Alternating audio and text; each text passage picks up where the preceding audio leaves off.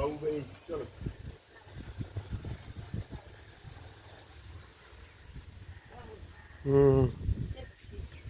এই যে দেখো দুধরা, এটা লাগিয়েছিলাম আমাদের আমাদের এই মরে গেছে। এই যে দুধরা, এই দুধরাটা আমাকে এখানেও আছে।